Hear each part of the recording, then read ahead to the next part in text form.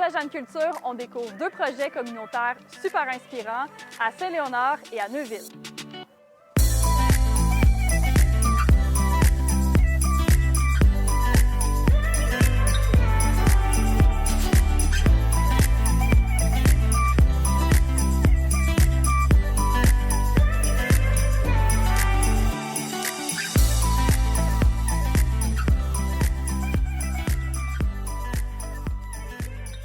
Denise Poirier, présidente du comité de requalification de l'Église de Saint-Léonard. Vous êtes en plein processus. Parle-moi un peu des étapes que vous avez franchies jusqu'à maintenant.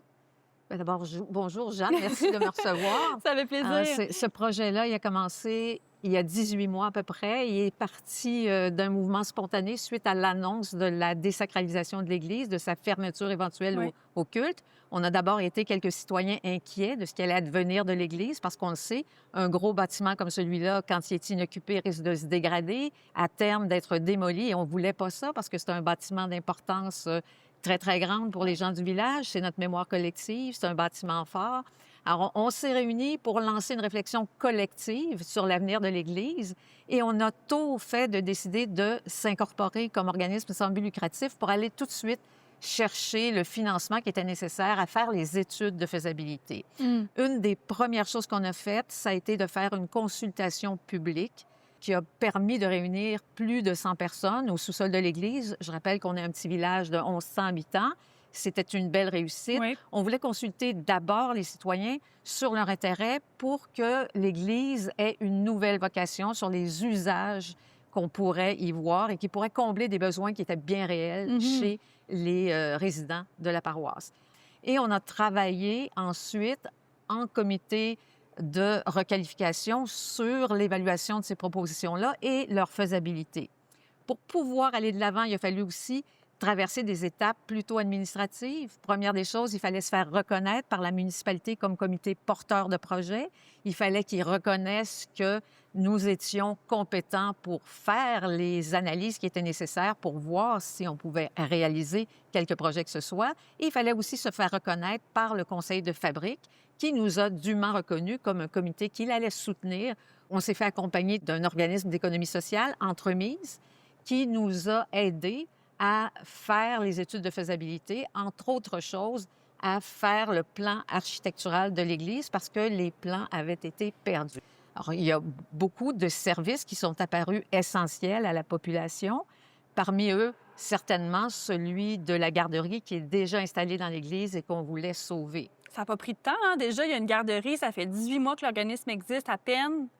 Et c'est occupé, là, déjà. Oui, mais je dois dire que la garderie était installée avant le projet. La municipalité avait travaillé en collaboration avec la fabrique pour que puisse s'installer là un service de garde pour 12 enfants du village. Alors, ça a été fait avec succès. Elles ont un bail qui se termine en mars 2026 et on espère bien qu'elles seront partie intégrante du projet. C'est un projet prioritaire. Oui. La deuxième chose qui était extrêmement importante pour les résidents du village, c'était un café, un lieu de rencontre qui serait aussi une boutique, un pôle d'approvisionnement en produits locaux, une vitrine pour les artisans, les producteurs locaux et qui serait aussi, vu notre emplacement privilégié sur la route 367 Nord, une halte de ravitaillement pour les très nombreux passagers, les visiteurs de passage là, qui sont adeptes de villégiature, de cyclisme, de motoneige.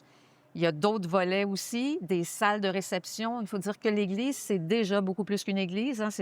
Ça sert de lieu de rassemblement souvent pour les familles. C'est le lieu où les aînés se rencontrent depuis plus de 25 ans, le Club de l'Âge d'Or, le Club de l'Amitié de l'Âge d'Or. À chaque année, dans la période des fêtes, il y a des célébrations de Noël au sous-sol de l'Église. Donc, il ne s'agit pas juste de réinventer l'Église, il faut aussi sauver ce qui est déjà là. Sauver la garderie, sauver ce lieu de rassemblement communautaire qui est déjà bien vivant. Mais c'était pas juste ça, c'était aussi saisir une occasion rêvée de revitaliser le village en développant ce lieu-là, en l'ouvrant beaucoup plus qu'il ne l'était avant aux seuls paroissiens qui étaient de moins en moins nombreux à fréquenter l'Église le dimanche. Il n'y a pas de centre communautaire dédié, contrairement à d'autres villages. Ici, il n'y en a pas. Ça en prend un. Et on espère bien que les citoyens vont vouloir que la municipalité acquiert cette nouvelle infrastructure-là pour qu'on puisse vraiment redonner vie à un village qui a perdu des plumes depuis quelques années. On est en ce moment au cœur de la nef de l'église où déjà les bancs ont été retirés. Donc, vous pouvez déjà faire toutes sortes d'activités qu'on ne pouvait pas faire. On fait ce qu'on appelle l'occupation transitoire. Ouais. On a décidé, pendant la période des études de faisabilité, d'occuper déjà la bâtisse pour tester l'intérêt pour certains usages, tester les contraintes et les possibilités du bâtiment. Donc, il y a eu énormément de choses. Il y a eu des pièces de théâtre, il y a eu un karaoké, il y a eu une soirée de poésie. Il y a très, très souvent des 5 à 7. Il y a un intérêt qui s'exprime là, pour les activités qu'on organise. Je n'ai pas parlé des autres volets là, qui sont très, très, très inspirants. Il y a un artiste, Chante Jobin, qui est né au village, qui veut y développer un studio créatif, un hub créatif, pour offrir aux jeunes artistes en herbe un lieu pour enregistrer, pratiquer leur art, répéter, pour recevoir des artistes en résidence. Et tout ça va déjà connaître là, un épisode à l'automne prochain, là, si tout se passe comme prévu. Ah, c'est tellement excitant. Merci tellement pour l'implication. Ton implication, celle des bénévoles ici. On va suivre certainement ce projet-là avec grande attention. Et je veux souligner que depuis le début, il y a plus que 50 bénévoles qui ont été impliqués, plus que 5000 heures de bénévolat qui ont été faites. Et on espère que la fabrique va entendre le désir des citoyens de récupérer cette église.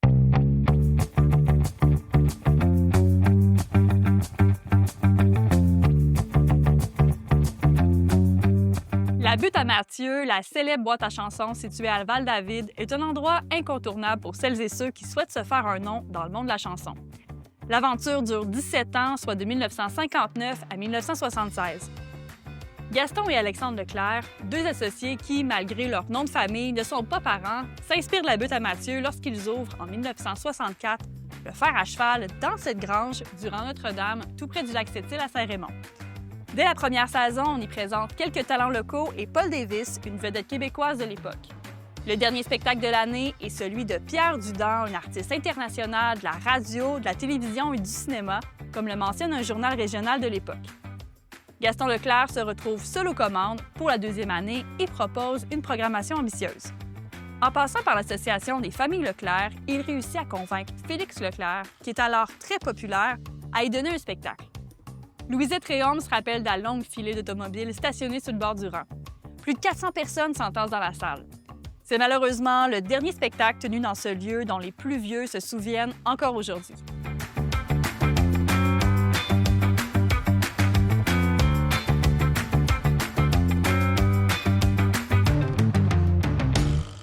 Julie Thibodeau, résidente de Cohabitat Neuville, où tu me reçois aujourd'hui.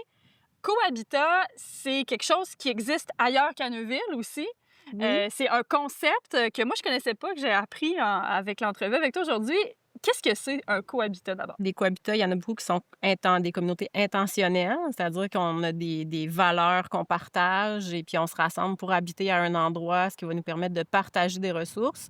Que ce soit des ressources matérielles ou humaines, parce qu'on va être une gang à entretenir le terrain, on va avoir des connexions particulières aussi qu'on essaie d'évoluer là-dedans. Fait qu'un cohabitat, c'est un endroit où on va se rassembler pour vivre notre quotidien, puis en ayant quand même chacun nos unités d'habitation, là. OK, parce que c'est ça. Sur le site, bien, derrière nous, ici, on voit il y a plusieurs maisons toutes regroupées. En plus, il y a une maison centrale. Parle-moi un peu de comment c'est divisé, le terrain. Oui, bien en fait, il y a une zone urbaine, je ne sais plus comment on explique, résidentielle. Il y a la zone agricole. Donc, dans la zone résidentielle, on a eu une dérogation là, pour construire des maisons. Fait qu'on a 12 unités qui sont considérés comme des condos, si on veut. Il y a des unités qui sont plus grandes pour des familles. Il y a des unités qui sont un peu plus petites, donc avec 2 chambres à coucher au lieu de 3. Puis dans la maison commune, bien, les 2 extrémités sont des résidences aussi là, qui sont habitées. On a 3 mètres qui nous appartient comme propriétaires à partir de notre mur, mais le reste est du commun. OK. À partir d'ici où on est à peu près, c'est la zone agricole. Donc là, on a un verger, on a 3 grands jardins présentement, on a un aire de jeu, on a notre cabane à sucre qui est en arrière aussi, notre hangar qui est en train de se transformer en atelier où on va pouvoir travailler, on va pouvoir faire de la poterie. On a un nouveau hangar pour la machinerie aussi avec nos tracteurs et tout ça, là. Fait que... Puis plus loin, on a des champs en haut, puis il y a une érablière et un milieu humide aussi avec une entente de conservation. Wow, il y a du stock, puis chose qui serait potentiellement impossible pour toi de devenir propriétaire de ce grand domaine. Je ne suis pas propriétaire d'un tel domaine toute seule. Le fait de mettre en commun, c'est ce qui nous permet d'accéder à cette propriété-là. Est-ce que c'est tout le monde qui est propriétaire ou il y a comme personne qui l'est vraiment? C'est tout le monde. En fait, on est propriétaire d'un 12e. OK, d'un 12e. Oui, fait que c'est géré comme un syndicat de copropriété. Fait qu'on est propriétaire d'un 12e en plus de notre unité à nous. C'est vraiment intéressant, puis je pense même à toutes les personnes âgées aussi. Tu as envie de te regrouper plus tard. Ici, on est multigénérationnel. Ouais, ça fait partie de la mission. Là. OK. Donc, on essaye aussi dans le choix des nouveaux ménages d'avoir une certaine représentativité là, de différentes générations. Ce qui fait qu'on a des personnes qui sont retraitées, on a des familles avec des adolescents, on a des familles avec des enfants plus jeunes, on a des nouveaux bébés tout neufs, on a des personnes seules aussi. Donc, il y a une mixité là, qui est recherchée à ce niveau-là justement pour pouvoir s'entraider, mais aussi, ça enrichit beaucoup les partages, les conversations, l'expérience des uns, ça est utile pour les autres. Les enfants se perdent, ils se trompent pas de maison. Des fois, ils sont invités à aller faire de la couture chez une voisine, Wow. puis à développer des compétences qu'ils n'auraient peut-être pas développées chez eux. Là. Fait que, C'est fascinant, c'est ouais. vraiment super. Puis en même temps, il doit y avoir un certain challenge parce que veux pas. Tu disais, je suis propriétaire de mon 5 mètres autour de chez nous. 3 mètres. 3 mètres! Ouais, donc c'est ça. Puis après ça, il faut tout dessiner ensemble. Oui, exactement. Comment ça marche, ça? Bien, on fonctionne avec un mécanisme qui n'est pas la démocratie, qui est la sociocratie, donc qui ressemble un petit peu, mais on ne cherchera pas nécessairement à ce que ce soit la majorité qui l'emporte sur la décision. OK. C'est un mécanisme qui prévoit le no objection ou pas d'objection. Fait que si on fait une proposition et qu'il y a quelqu'un qui a une objection qui va nous permettre, souvent, on va essayer d'utiliser l'objection pour bonifier la proposition. Fait qu'est-ce que cette proposition-là pourrait être présentée autrement? Est-ce que le projet ou peu importe ce qu'on veut faire peut correspondre un petit peu plus à ce que tout le monde recherche ou à l'atteinte des missions, visions, valeurs aussi du cohabitat? Ça reste des discussions qui sont longues. On a tendance aussi à être très individualiste. Puis on s'en rend compte aussi, moi, ça fait 3 ans que je suis ici, mais quand on arrive, nos réflexes sont individualistes. Oui, il y a un petit choc, là. Oui, puis Ouais, à ouais. chaque fois qu'il y a quelque chose qui se passe puis qui n'est pas ma préférence, ben ça vient choquer, exactement, je pense que c'est le bon mot. Fait que là, faut OK, ben attends, je vais me parler, qu'est-ce qui vient me choquer? On est formé en communication consciente aussi OK. pour être capable de s'auto-analyser aussi puis de s'exprimer de façon là, empathique puis dans le respect de nous, de nos besoins puis de ceux des autres aussi. Là. Aïe, aïe, ouais. Fait que c'est tout un cheminement personnel aussi, parce qu'en dehors de votre résidence, il y a. J'imagine que tu as grandi comme personne aussi. Complètement. Avec tout ce que tu as. Ben oui, c'est sans doute. Oui, Ouais. puis c'est un peu le but. Si tu n'as pas l'intention de grandir comme personne ou que ça ne te tente pas, viens pas ici. Là. Oui, oui. Reste dans ton C'est- condo. Hein. Oui, oui, non, c'est ça. C'est pas la place pour ça. Si je suis intolérante à ce qui est différent de ce que moi je pense ou ce qui est différent de ce que moi j'aurais fait, ça fonctionnera pas non plus.